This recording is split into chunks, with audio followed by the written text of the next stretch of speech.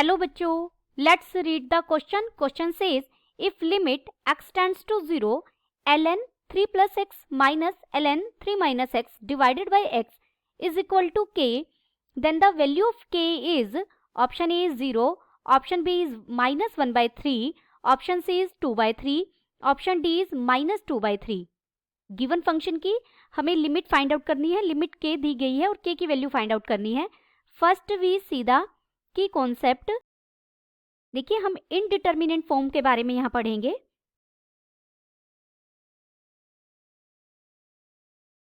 हमारे पास 7 indeterminate form होती हैं. 0/0 form, infinity by infinity form, 0 multiplied by infinity form, infinity minus infinity form, 0 raise to power 0 को भी हम इनडिटर्मिनेंट फॉर्म कहते हैं, इन्फिनिटी रेज टू पावर 0 को भी, and 1 raise to power infinity. और इन इनडिटर्मिनेंट फॉर्म्स के केस में हम एल हॉपिटल रूल की हेल्प से लिमिट फाइंड आउट करते हैं. एल हॉपिटल रूल क्या है? एल हॉपिटल रूल में मान लीजिए कोई limit x tends to a f of x by gx form का कोई फंक्शन है जिसकी आपको लिमिट फाइंड आउट करनी है. रेशनल फंक्शन है.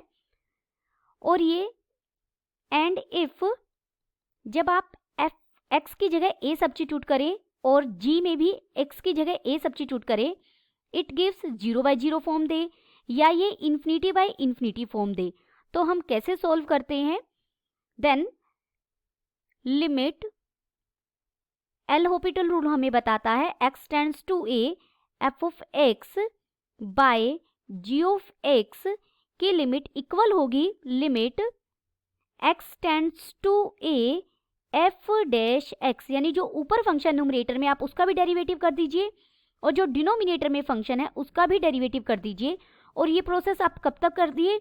जब तक हमारे पास यहाँ कोई डेफिनेट नंबर नहीं मिल जाता. गिवन हमें फंक्शन क्या दिया गया है? Limit x tends to 0 ln 3 plus x minus ln 3 minus x whole divided by x.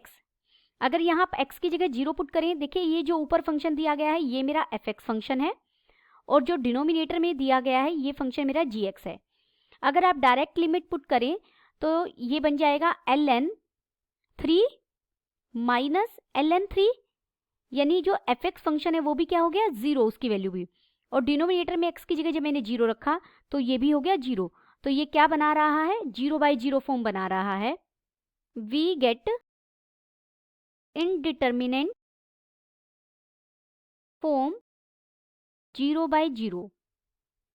So using L Hospital rule, तो अब हम L Hospital रूल यूज करेंगे. L Hospital रूल में आपने ऊपर वाले फंक्शन का अलग डेरिवेटिव कर देना है और नीचे वाले फंक्शन का अलग डेरिवेटिव कर देना है. इसकी वैल्यू हमें k दी गई है तो k इज इक्वल टू आ जाएगा हमारा limit x tends to 0.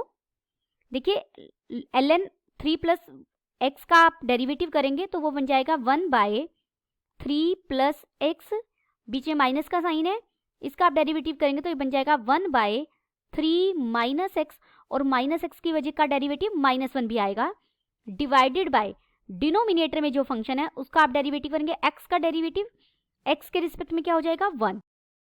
This implies, तो हमें k क्या मिला? लिमिट x टेंड्स टू 0 अंदर बन गया 1/3 plus x plus 1/3 minus x.